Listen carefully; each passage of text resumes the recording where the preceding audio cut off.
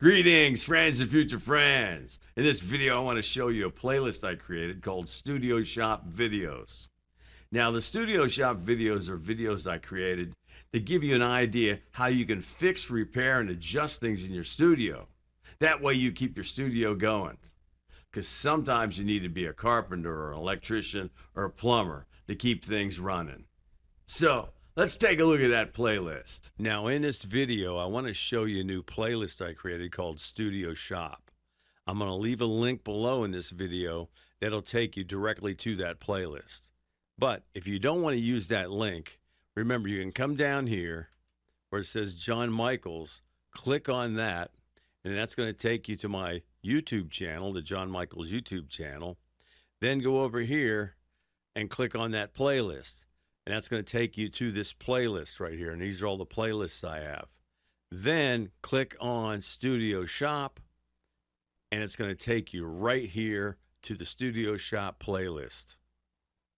All right, we're at the Studio Shop playlist. And if you look over here to the right, you'll see I have about 11 different videos over here. And I'm really serious about this Studio Shop videos that I'm putting out because as a musician, and some of you guys know, we're not making the money we used to make. So there's no reason for me to hire somebody. In fact, I have nobody to hire. I have no money to hire people sometimes. So we can do these things ourselves. In fact, these 3 videos over here, Studio Shop Frankenstein Tremolo video, Studio Shop Frankenstein Reflectors and Picks video, Studio Shop Frankenstein Final Fix video. These 3 videos, I'm talking about how I bought a $450 Jackson Strat that had a really nice Frankenstein, Eddie Van Halen Frankenstein paint job, and then I made it into the original Frankenstein or close to it. I don't have $5-6 grand to go out and buy one. I always loved that guitar, but I don't have the money to do that. But I did have $450 to buy this guitar, and maybe about another $500 or $600 I bought in parts, and I built one heck of a guitar. Even my buddy Dave that builds guitars said, hey, you know, John, your Frankenstein really is great. It's got all the cool things. And these 3 videos over here, my friends, are what it's all about, because you can do this too. You can take and work on your own guitars. You can do this.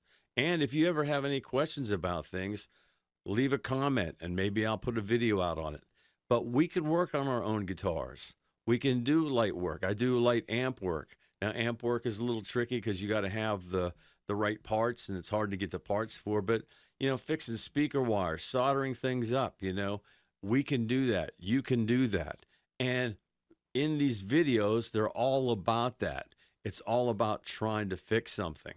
If we go down here to the next one, you know, Studio Shop green screen lights. I had a problem with lighting up the green screen, and I took you along with me to see how we could figure it out. I had to put a light in the center to get nice illumination in the middle of that green screen, because when I chroma keyed it, sometimes it just had a bunch of problems. Matter of fact, even in this video here, I shot with the green screen, and I had a lot of work to get me sticking out in front of the background.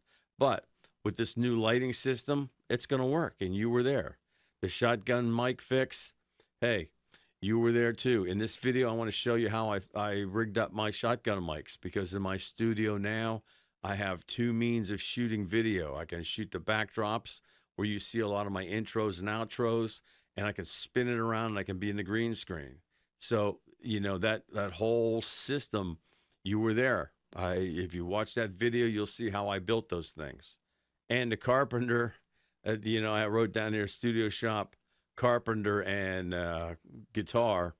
Well, I had a problem with my head rush pedal board being so low to the ground that I wanted to bring it up so when I'm in the studio, I can just bend over and touch it when I'm sitting on my chair and want to readjust the sound. And hey, I used a router, I used a drill press, you know, all these different tools. And, you know, my drill press, it's not a $5,000 drill press. My little drill press, I think, was $199. and same with my band saws, my sanders. I use Northern Tool or Harbor Freight sometimes. On my tool mechanic tools when I used to work on motorcycles back in the day when I was a musician making money and I had motorcycles, I had bought Craftsman tools. That was cool, but there's a lot of things you can buy, hammers, screwdrivers, stuff that you can use. I bought these drill press and a sander and a bandsaw and some other tools, a router. And I don't even probably have in all my power tools. I bet you I don't have more than $1,000 in all my and everything, my saws, my other stuff. And you can do this, so you can be a carpenter for today. Down here the rolling drum fix. I show you how I take care of my drums and I don't have money to be spending on all these different drums, so I can't. I want a different drum sound. I can't do that. I don't have the money to spend on all these snares and toms and all that. But I know I can get samples and I can work with different things. And my 16-piece rolling drum set is basically something I put together myself. And, there's in this video right here, I show you how I take care of it. And now I found out that I can use the samples that Roland has and create a couple of drum sets. I actually got 3 drum sets in there.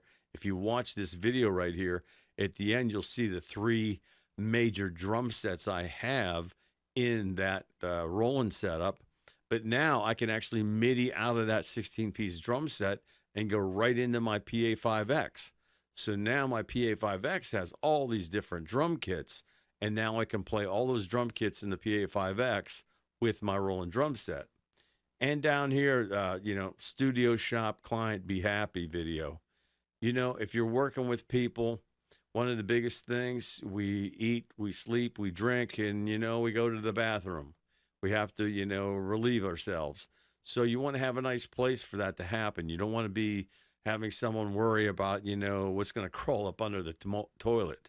So you got to keep a nice clean bathroom. You want to take care of stuff. And you can be a plumber. That day in this video here, I was a plumber for a day. And that was one of those things. You got to be a plumber.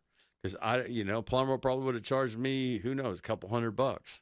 And that day I might not even make a couple $100.